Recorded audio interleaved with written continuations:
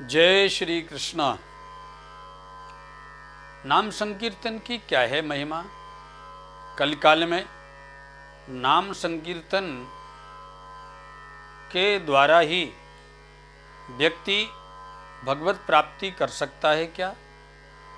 नाम संकीर्तन कैसे करें, किस नाम का संकीर्तन करें, कौन से भगवान के नाम के द्वारा हमारे सभी पाप ताप संताप समाप्त हो जाते हैं।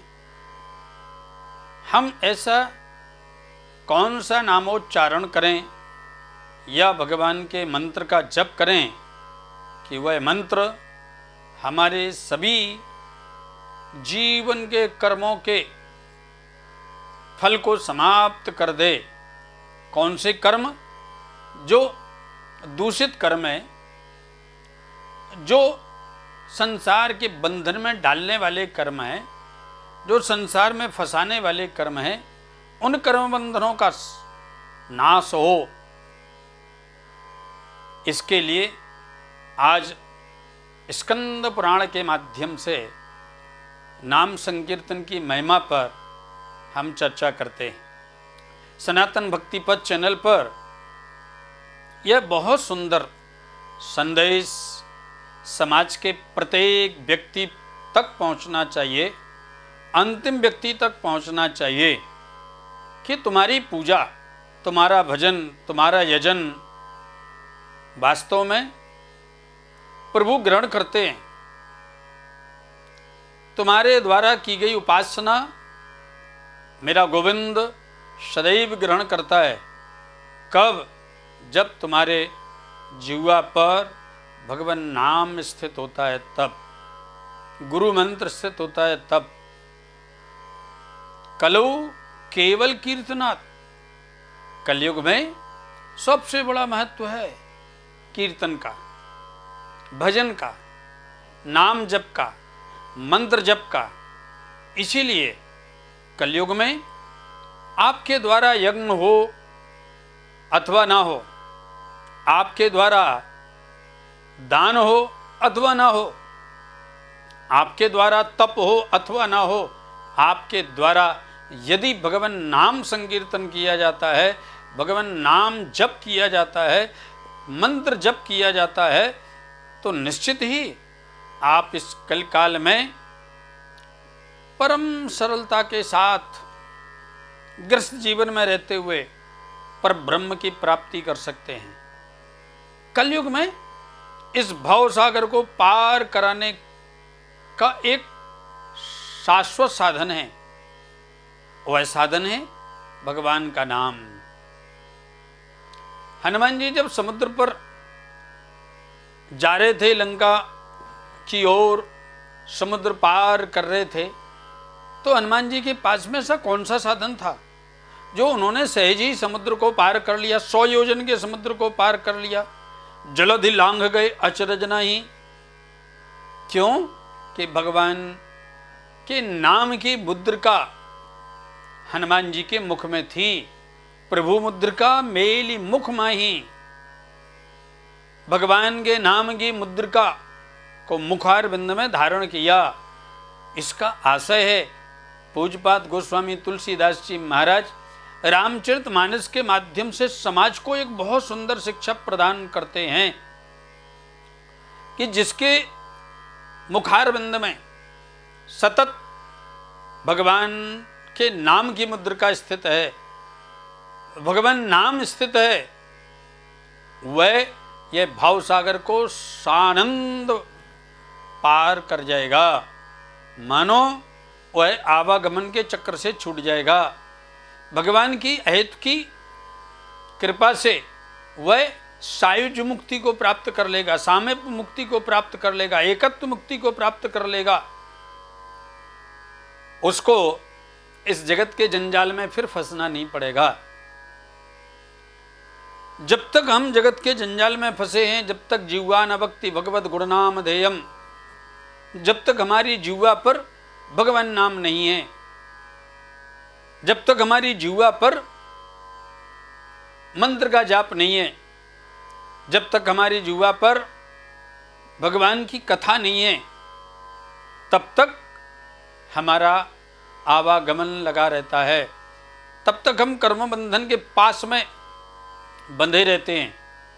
ध्यान रखना, इस संसार में दो चीजें कभी समाप्त नहीं होती, एक व्यक्ति के द्वारा किया गया कर्म और दूसरी शिक्षा, दूसरा ज्ञान।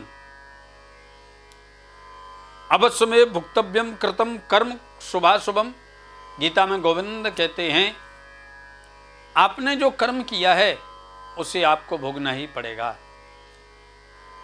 वह कर्म आपके साथ जुड़ा ही रहेगा।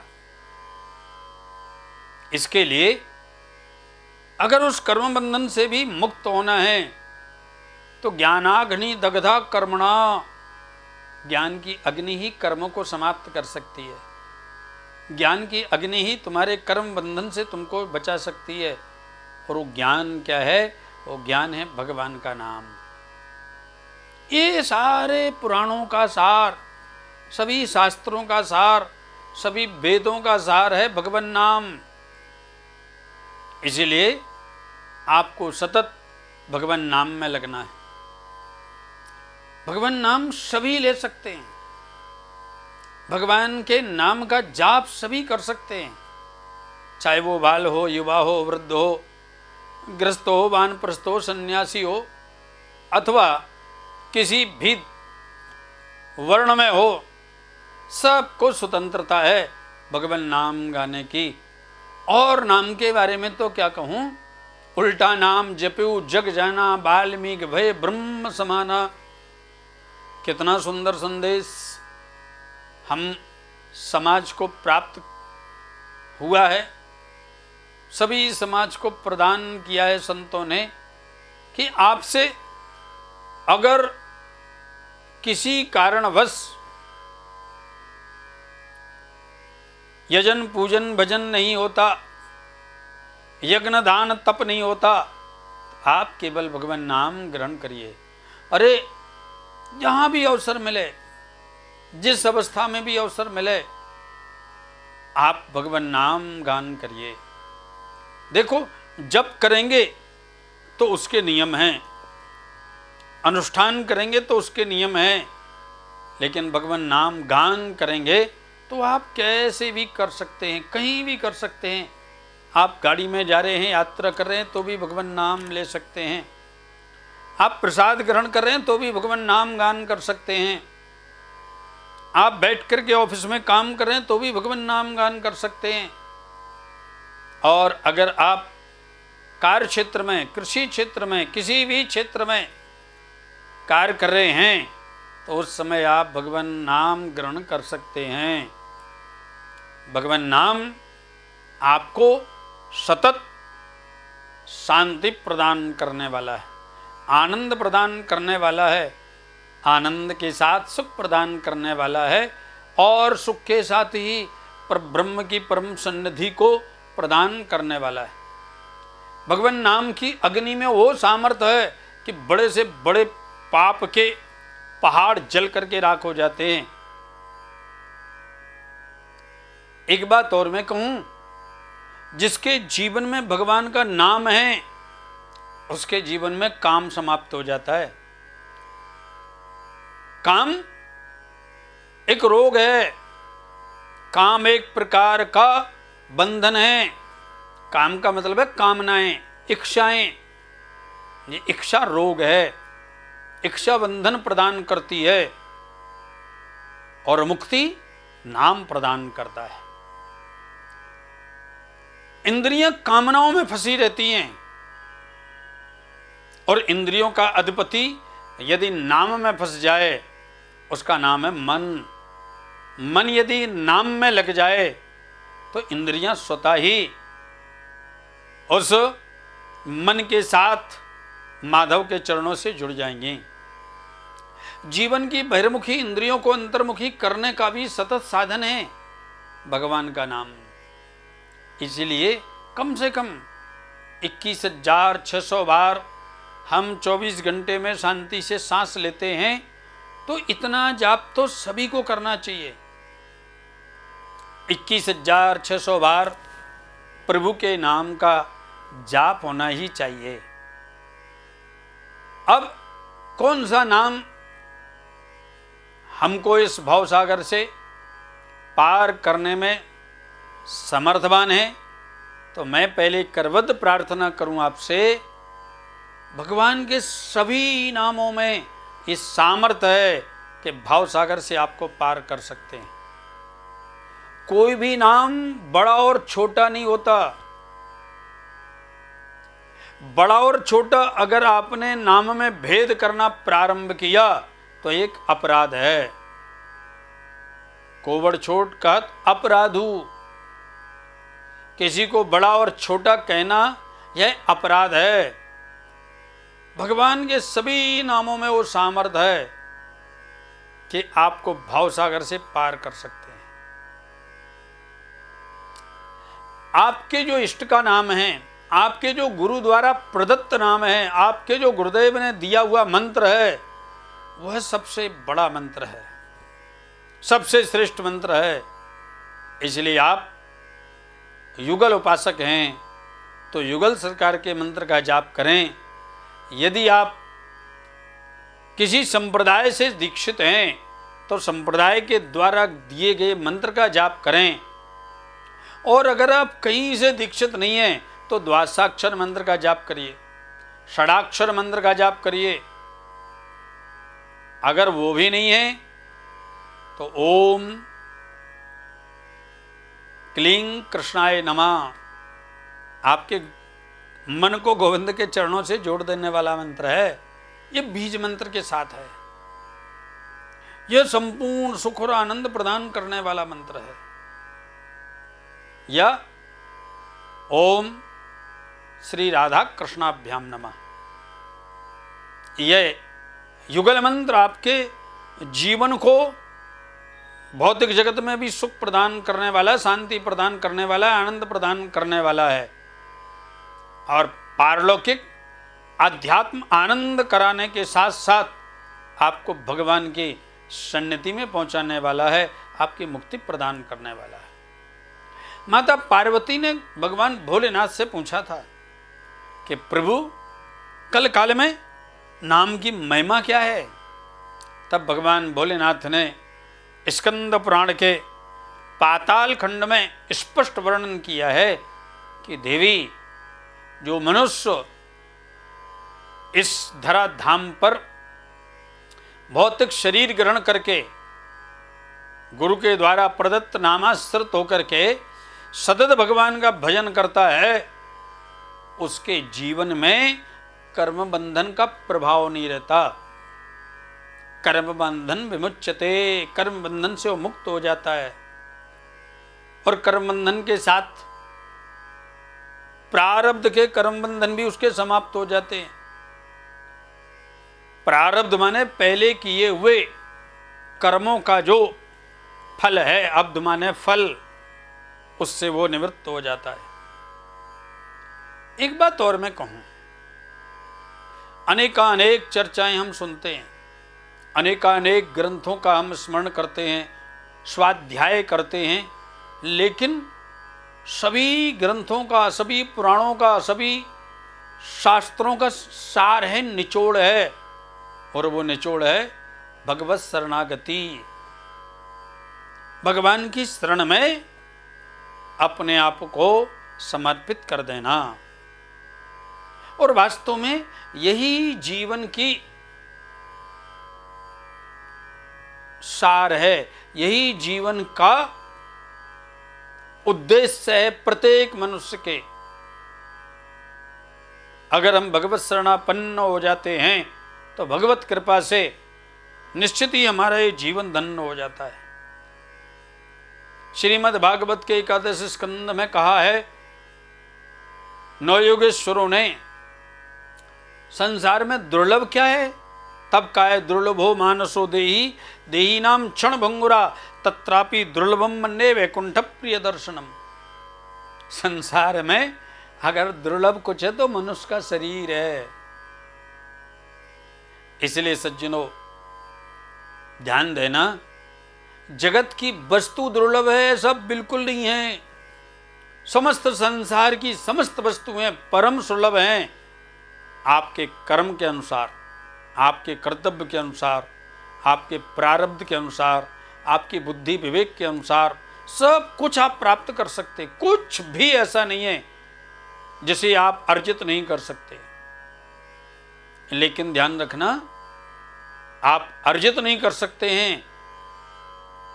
अगर आपके शरीर में कोई बड़ा रोग हो गया, उसे निवारण करके पुनः युवा अवस्था, बीती हुई सांस, निकला हुआ समय, ये आप पुनर्अर्जित नहीं कर सकते।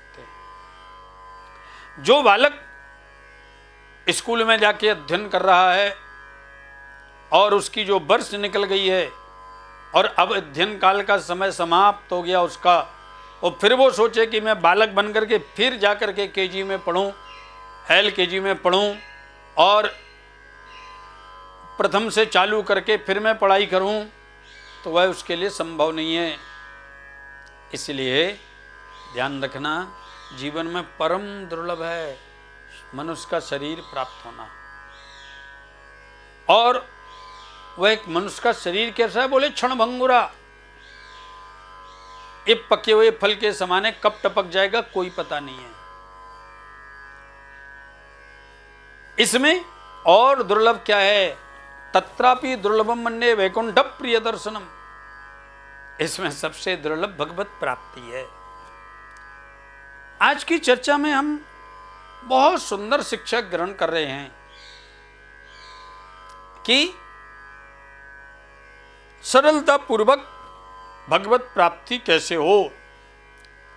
उसका उत्तर है भगवान नाम संकीर्तन करने से, गुरु द्वारा प्रदत्त मंत्र का जाप करने से।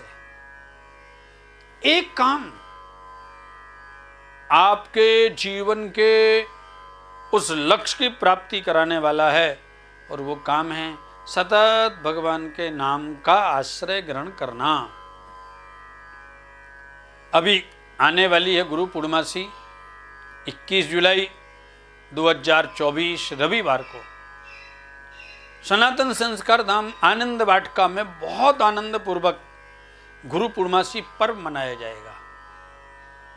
उसमें चर्चा होगी ये भौतिक जगत में फंसी हुई इंद्रियों के द्वारा हम कैसे भौतिक जगत से मुक्त हो सकते हैं, हम कैसे इन इंद्रियों को अंतर्मुखी कर सकते हैं, हमारा जगत में भटका हुआ मन कैसे हो सकता है शांत। तो आपको आमंत्रण है, आप 21 जुलाई को जरूर सनातन संस्कार धाम आनंद वाटिका में पधारिए। केवल 40 मिनट का सत्संग आपके मन की चंचलता को समाप्त कर देगा। 40 मिनट का सत्संग आपके जीवन के भय को समाप्त कर देगा। 40 मिनट का सत्संग आपकी इंद्रियों जो बहिर्मुखी हैं, जो विषय वासना में फंसी हैं, उनको अंतर्मुखी बना करके आपको आनंद का अनुभव करा देगा। और 40 मिनट के सत्संग से आप भगवान की सन्निधि का अनुभव करने लग जाएंगे। 21 जुलाई रविवार तारीख नोट कर लीजिए। प्रातः 9 बजे से 10 बजे तक दिव्य सत्संग किया जाएगा। 1 घंटे का सत्संग जिसमें 40 मिनट में सार श्रवण कराया जाएगा। वो 40 मिनट का सार आपके जीवन के सार को आपसे जोड़ करके आपको लक्ष्य तक पहुंचा देगा। तो आज की चर्चा में हमने ग्रहण किया है कि भगवान नाम का महत्व क्या है, महिमा क्या है। भगवान नाम की महिमा के बारे में भगवान भोलेनाथ बताते हैं कि जीव जब जगत के सब बंधनों से मुक्त होकर के कोई भी कार्य करता है, उसकी पूर्णता के लिए अगर कहीं कोई अपूर्ण रह जाता तो हाथ खड़े करके उसे बोलना चाहिए, श्री हरये नमः, हरये नमः, हरये नमः या ओम विष्णवे नमः, ओम विष्णवे नमः, ओम विष्णवे नमः 3 बार यह मंत्र उच्चारण करता है तो वह उसका कार्य परिपूर्ण हो जाता है, कार्य की पूर्णता की प्राप्ति होती है। भगवान हरि सभी प्रकार के कार्यों को परिपूर्ण कर देते हैं। जिसके जीवन में अपूर्णता है उसके जीवन की पूर्णता के लिए भी यह मंत्र सार्थक है। आपको मैं कहूं कि हम सभी किसी न किसी प्रकार से जीवन में अपूर्णता का अनुभव करते हैं। भौतिक वस्तुओं की अपूर्णता, भौतिक जगत के संसाधनों की अपूर्णता, ज्ञान की अपूर्णता, बुद्धि विवेक की अपूर्णता, अथवा कोई ना कोई व्यक्ति के जीवन में अपूर्णता है। अपूर्णता का मतलब है कमी है, वह पूर्ण नहीं है। पूर्ण केवल परमात्मा है। पूर्णमदः पूर्णमिदं पूर्णात् पूर्णमुदच्यते पूर्णस्य पूर्णमादाय पूर्णमेवावशिष्यते। परिपूर्ण जगत में अगर कोई है तो पर ब्रह्म है, और पर ब्रह्म की पूर्णता कैसे प्राप्त हो उसके लिए मंत्र है, उसके लिए नाम है। आप इसको अवश्य, और जब सायंकालीन वेला में आप शयन करते हैं, शयन करते समय इस मंत्र का उच्चारण जरूर करना चाहिए। कलयुग में नाम का बहुत बड़ा महत्व है। कलयुग केवल हरि गुण गाहा, गात नर पावई भाव था। पूज्यपाद गोस्वामी तुलसीदास जी रामचरितमानस में कहते हैं कलिकाल में नाम की बहुत बड़ी महिमा है, और नामाश्रित व्यक्ति इस कलिकाल में भाव सागर को अवश्य पार कर सकता है। इसलिए मेरा आशय है कि आप निश्चित ही नाम की महिमा को समझ करके, नामाश्रित होकर के कम से कम 21,600 बार नित्य नाम का जाप करेंगे। आप सभी को जय श्री कृष्ण, जय श्री राधे।